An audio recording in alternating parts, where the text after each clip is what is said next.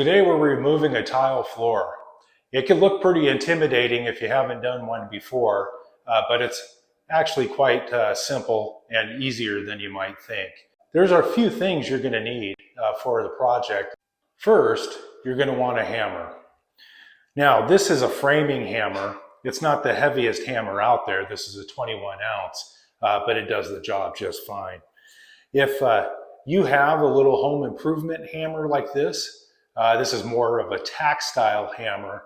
I'll tell you, the weight of this hammer is much, much lighter, and you're going to have to swing so much harder to break through the tile on this. The nice thing about the framing hammer is also the claw and how it extends out almost vertical, where this is greatly inclined. Now, if this is all you have, hey, use it. But just keep in mind that your arm's going to be probably pretty sore after the job's done. The next thing I find is very beneficial is a flat pry bar. I use this on almost all the construction jobs I'm doing, rehabbing jobs, and it's just wonderful. You know, they're not very expensive. You can go to the hardware store. I think you can get them for 10, 15 bucks. Also, a handheld floor scraper. Now you can see this one's been used quite a bit, but this does come in very handy. And also you can go out and you can purchase a larger style floor scraper with a longer handle on it. Next, you're going to want to invest in a good set of knee pads, because you will be on your knees, and mask and eye protection. I'm also a huge fan of leather gloves. It keeps my hands nicer, allows me to grip. My hands don't get as tired when I'm swinging the hammer or using the pry bar to remove the tile. Now, whoever had this house before put down a very nice wood style plank tile, and it breaks my heart to have to remove it because it looks great, and it looks like they did a really good job on laying it down. However, I did notice that one of the tiles was cracked, and in addition, it's not going to go with the rest of the house and the flooring that we're going to be putting in. Now, when you first start, you want to start with one tile. I always found that it's a little easier if you do the very first tile closer to the door jamb, especially if the tile's not running completely through the house and the tile's only specific just to one room. Now, I have my pry bar, my flat pry bar, and my framing hammer. And with that, what you want to do is you want to break one of the tiles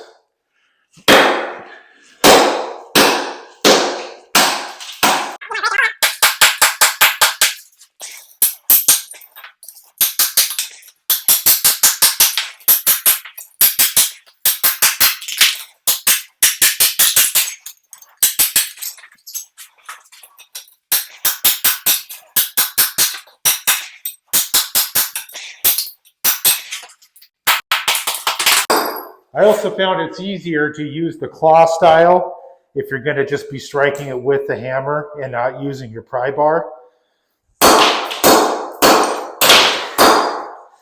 But it does cause the fragments of the tile to fly everywhere, which is why eye protection is very important.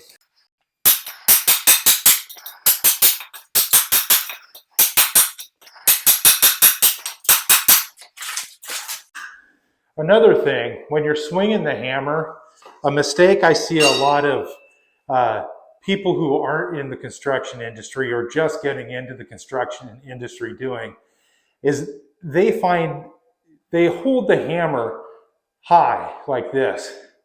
And what you're doing when that happens is you're actually using more of your arm and the muscles in your arm to swing that hammer. The whole purpose of tools is to let the tools do the work.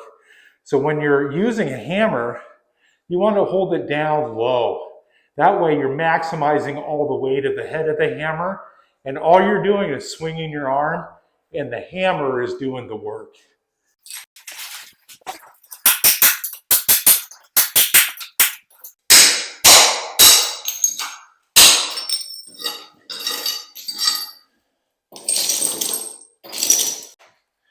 Now, once you have the one single tile removed, the reason why we do this is because it gives easier access to be able to pull up the rest of the tiles around it. And again, if you can find a tile that is close to the door jamb, that will also make it that much easier.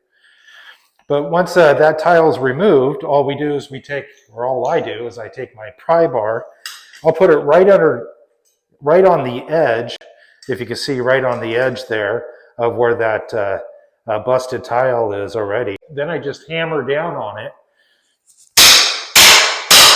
and I pry it up. Sometimes it will come out in little pieces. Sometimes we'll get lucky and we'll remove the complete tile itself.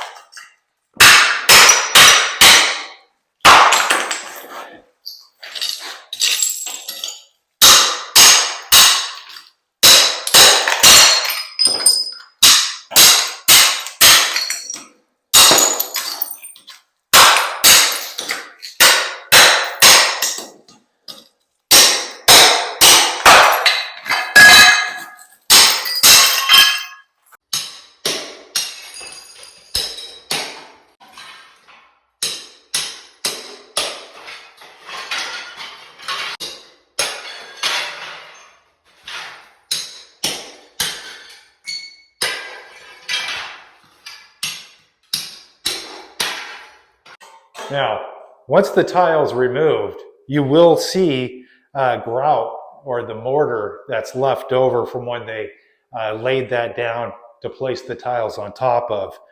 And this can be a little challenging. You can use your floor scraper, your handheld floor scraper, and buff up as much as you can with it. Or you could use your pry bar again. And this is I find this a little easier. What I do is I just put it on the edge of that mortar and I just tap the hammer and it breaks it all apart. Just like that. And then once you get all the mortar removed, you might see little fragments still left on the ground. And that's where your floor scraper comes in handy. That way you can stand up and you can just and scrape it all up.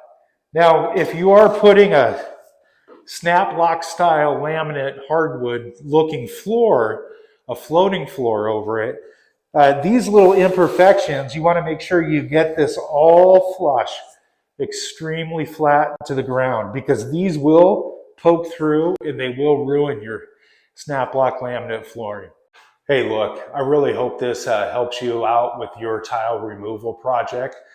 Now, if you did find this video beneficial and helpful to you, there's nothing better you can do to a video creator than liking the video, subscribing, and if you have any questions, feel free to drop a comment. It will help a video creator out tremendously, and it's free with no strings attached.